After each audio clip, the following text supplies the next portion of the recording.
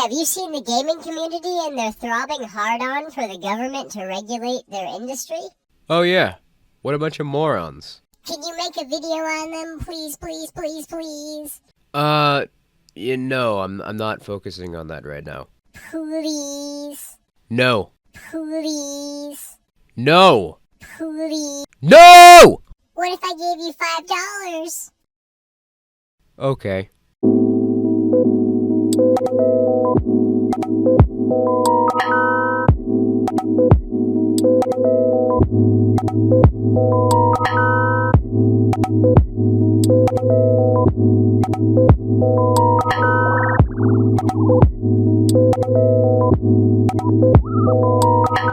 So, yeah, the YouTube gaming community. I've been getting a lot of requests to make a video on this scene for a while now.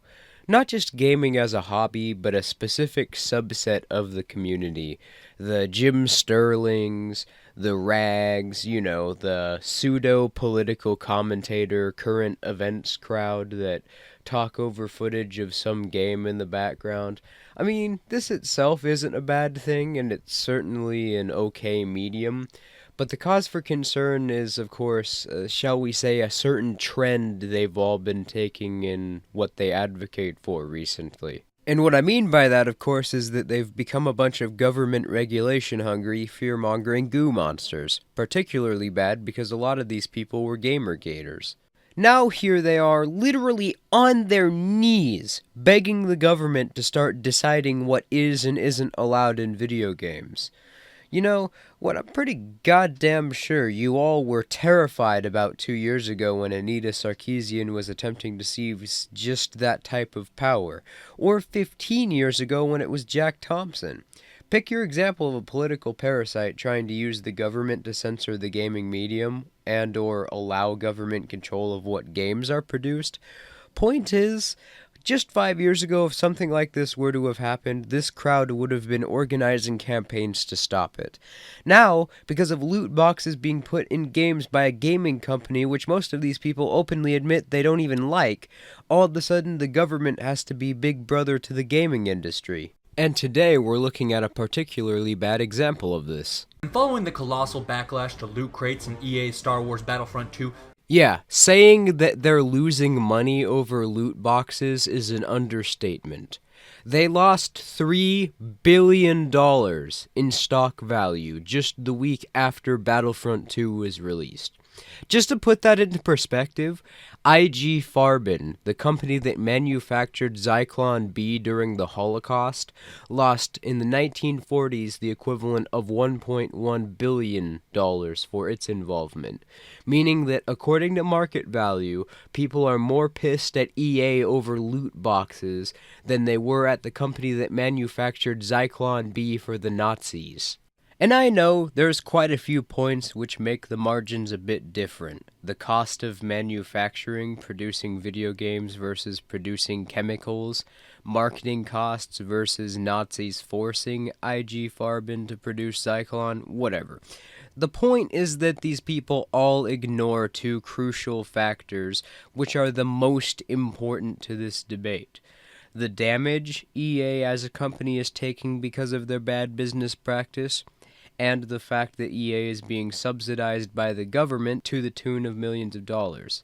Yes, they are subsidizing a fucking video game company. Why does this thing still exist again? It's important because it illustrates both the negative effect anti-consumer practices have on EA as a company, but also the problem with EA being caused by the state. These people willfully omit these two facts because if they point out just how significant the consumer backlash has been against EA, it would illustrate that government regulation is not needed to fix the issue. And if they point out that the government is largely to blame for anti-consumer practices since subsidies take away any harm they may receive from anti-consumer practices and significantly reduce their marginal utility as a company, which reduces the quality of their product output, then it would seem nonsensical to try and use the government to fix the problem. government officials in both Belgium and the state of Hawaii have begun looking at potential legislation to regulate paid RNG loot crates. House Bill 2686 makes it illegal for anyone under 21 to buy a game which has, quote, a system of further purchasing randomized rewards or virtual items which can be redeemed to directly or indirectly receive a randomized reward. So this is already looking incredibly fishy, but it gets downright insane when you look at the bill's definitions. Retailer means any person who offers video games for sale, including resale by the purchaser, through any means, including sales outlets, catalogs, or the internet. Video game means an object or device that stores recorded data, instructions, receives data or instructions generated by a person who uses it, and by processing the data or instructions, create an interactive game capable of being played, viewed, or experienced on or through a computer, gaming system, console, or other technology. So basically, the government now has the ability to involve itself in the exchange of any game with DLC or leveling system of any kind, even if it's downloaded through the internet for free. And they also could technically limit sales on phones or computers altogether. Fuck, this is just the first bill, and already this confirms my suspicions of this being a power grab. I mean, who the hell defines a video game in this manner? An object or device that receives data. Yeah, that's totally not fucking needlessly ambiguous at all. House Bill 2727 is by far the fucking scariest one, because it gives the Department of Commerce and Consumer Affairs the ability to, quote, alter code in one of the previously mentioned mechanisms. And this one is probably the most concerning because don't forget that phones and computers fall under the definition of a video game.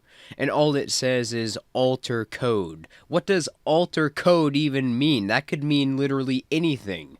So now a government agency has the ability to change and quote-unquote alter code at their own whim for games, phones, and computers. But all the pro-regulation advocates argue all this would do is put a sticker on the front of the game and stop these games from being sold to people under the age of 21, which is already fucking stupid because children at the age that the House bill mentions, specifically between the ages of 2 and 11, don't own any money and can't make any of their own purchases, so their parents have to buy it for them in the first place. That's also not to mention that we already have a rating system and parents just buy their kids these games anyway.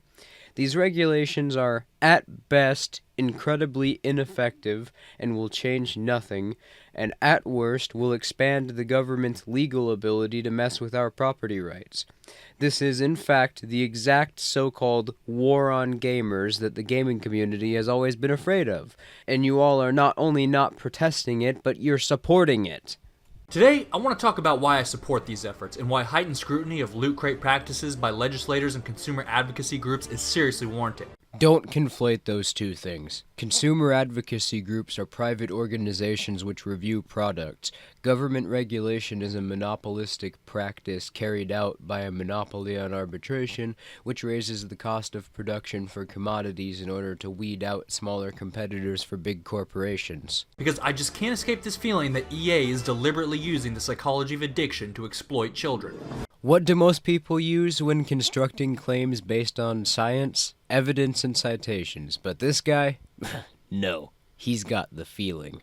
But there's a reason he doesn't cite any scientific data to back this up, because even the slightest bit of research into pathological gambling and the psychology behind it would show that gambling is a symptom of a larger psychological problem, as evidenced by the fact that 60.4% of pathological gamblers are nicotine dependent, 60.8% have personality disorders, and 73.2% are alcoholics.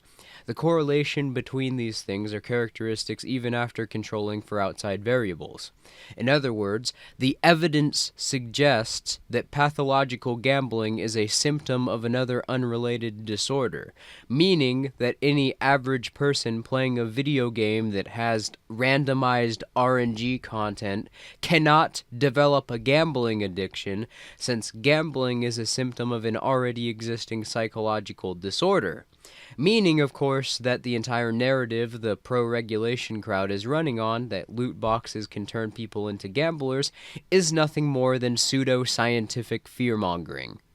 Now anytime I bring up the potential illegality of paid RNG, a common retort I'll hear is that this is essentially no different than Pokemon or Yu-Gi-Oh cards back in the day, and nobody ever raised a stink about those. Yeah. Not only is it your right or your parents' right to buy whatever you or they want with your or their own money, this also completely shoots the gambling argument right in the foot, because hey, we've had randomized premium RNG for decades, and while the current generation is certainly neurotic, they didn't become pathological gamblers from playing with fucking Yu-Gi-Oh cards. How can you support such a flawed position while immediately pointing out one of its most glaring and self-evident problems? I mean, I hate loot boxes as much as you, but you know what I do? I just don't buy games that have fucking loot box RNG. Or if I do play games that have loot boxes, I don't buy them. I mean, we've already established that you can't claim to have some psychological condition which compels you to waste your money. Why don't you exercise some discipline on your own spending habits? Why is it that we all have to suffer because you wasted your fucking money on shit you didn't even want? But you know what? Maybe we should have. I remember as a young child my burning desire for the Masked Beast, a powerful Yu-Gi-Oh card that reminded me of myself. I remember harassing my mom every time we went to the store, any store, let me get this pack. It was a particular type of pack, different packs had different kinds of cards, and there was only one super rare card I wanted in this pack. And this went on for months, a year even, my mom dropping an extra $3 on every errand. Finally I got it, and what a rush that was. But looking back on it, I can't help but feel that Lil Dobbs got played. But that's one of the benefits of selling things to kids. They're young, gullible, trusting, their faith in humanity has yet to be sullied by the cold realities of corporate greed. They don't yet appreciate the value of money, the hard work behind it, so they make for good, pliant customers. That's all this guy's got? I regret my choices as a kid, so give me some government cheese. I think the children, like those evil, greedy capitalists, don't. Fuck, this shit is pathetic. And no, he goes on to moral fag about how everyone who disagrees with him hates children and is some greedy, profit-driven pig for like 5 minutes. So let's just skip to the point where he gets more into detail, and that's if he goes more into detail and makes any more points. The most common argument you'll hear against regulating RNG loot crates is that nobody forces you to buy them. People can make responsible choices, and that's absolutely true for adults. Nope, sorry, that's a red herring. We're talking about personal responsibility. Don't try and dodge the question by saying, yeah, well, think of the children. I accept your thanks in advance, by the way, for not playing the audio in that clip. I don't know if it's just me, but I find the audio in that original clip to be incredibly grating. This was the same argument Big Tobacco relied on to defend cigarette advertising. You believe in vegetarianism? Well, that's exactly what Hitler believed. The fact that arguments like this are actually convincing people to support liberty-restricting political positions is horrifying. But they eventually lost. Why? Because the kids, courts, and legislators bought the argument that, hey, everyone knows cigarettes are bad for you, so it's up to responsible consumer choice. Okay, if you smoke cigarettes and die horribly, it's your own fault. But eventually, they determined that children shouldn't be held to that same standard. That we can't expect kids to be as responsible or as informed as adults. Studies back then showed that kids as young as 3 to 6 were as familiar with Joe Camel as they were Mickey Mouse. That the vast majority of smokers were getting hooked before they were adults, and many felt it was unethical to be exposing kids to something as addictive as nicotine when they're that young, impressionable, and uninformed. Oh God, where to even begin with this stupidity? I'm sorry, there's a lot to unpack here, so I guess I'll go point by point. Children are not the main player base of games with loot box RNG, and even if they were, for reasons noted earlier, this is not an argument which refutes personal responsibility. Comparing loot box RNG to tobacco products is disingenuous because you haven't shown that loot box RNG can be addictive, and in fact the evidence shows to the contrary. Plus, loot box RNG has no prolonged health effects. Big tobacco companies were the ones lobbying for more regulation on tobacco products and advertising. Philip Morris, for example, was one of the largest supporters of pro-regulation legislation against the tobacco industry in the 1980s. This is because government regulation is not pro-consumer, since it increases cost and artificially limits supply by making production more difficult. Government regulation is in fact the favorite tool of big corporations to attempt to gain a competitive advantage in the market. This is why Camel particularly was targeted by these regulations, because R.J. Reynolds, the company which produces Camel cigarettes, was and still is the largest competitor to Philip Morris. The only thing which happened as a result of the 1980s regulations on cigarette sales was that cigarettes became more expensive and the majority of tobacco producers went out of business, leaving Philip Morris and R.J. Reynolds as basically the only companies which make cigarettes now. A court ruling is not an argument, nor does it prove anything to be correct, and using this as an argument that anything the court say is magically correct applied to its logical conclusion would mean that ethics don't exist, nor do facts, which would contradict this video. Because what determines something to be factual or not is whether or not it's true. Simply saying that something is true does not make it true. You need explanatory power to support something as truth, and if all you have is, well, someone who claims authority said it, then it's not an argument. People have free will and the right to private property because they have self-ownership, which can be objectively demonstrated to be true. The only difference between a judge ruling something about personal transactions and a cranky old man with a loud opinion ranting about personal transactions he doesn't like is that the cranky old man doesn't work for an organization which will send people after you with guns if you don't respect his opinion. Also, I don't know why the kids recognized Joe Camel argument is so popular, because it's so fucking dumb. Kids being able to identify Joe Camel doesn't prove anything. I know who Joe Camel is, and I don't smoke. Fuck, I wasn't even alive when this debate was going on. How do you know that they didn't just see him in a commercial or on a billboard? How do you know that their parents don't smoke cigarettes and they know who Joe Camel is because they saw him on some products that their parents bought all the time? Or even worse, how do you know that they didn't just hear about Joe Camel mentioned in a news report, since before the study was done, this was kind of a heated political debate that was happening all over the country. So it's incredibly likely that the kids were familiar with who Joe Camel was just because the debate was happening around them. Most importantly, there is absolutely no reason whatsoever to suspect that because someone recognizes a mascot, that they are consumers of the product that mascot is advertising for. And hey, the statistics once again seem to go against government regulation, since nicotine advertising was banned in 1997, before which the rate of people smoking was already in decline. But after the regulations, the rate of decline greatly decreased, meaning that at best, regulations were ineffective at stopping people from smoking, and at worst, it caused more people to become smokers, though there appears to be no correlation between regulation and an increase in smoking. But I've wasted enough time on this non sequitur. Sorry, I just like to be thorough. Now, I'm not trying to say that loot boxes are as unhealthy as cigarettes, obviously they're not. But like cigarettes, they are deliberately designed to exploit you neurologically. Wrong, wrong, wrong, wrong. Wrong, wrong, wrong, wrong. You're wrong, you're wrong, you're wrong. You know, back in the 30s, this renowned psychologist, B.F. Skinner, he put some pigeons in a box and he learned some crazy shit. He called it an operative conditioning chamber. It had a lever that released a tasty little pigeon treat anytime the bird pushed the lever. But then, he messed with how often the lever actually produces a treat. And what he observed was that the bird pushed the lever much more often when there was only a chance that it was going to release a treat. Yeah, that's not what operant conditioning chamber experiments were testing. The experiments were testing psychological conditioning and reward incentive-based stimuli. There was no direct cost associated with the actions of the test subjects.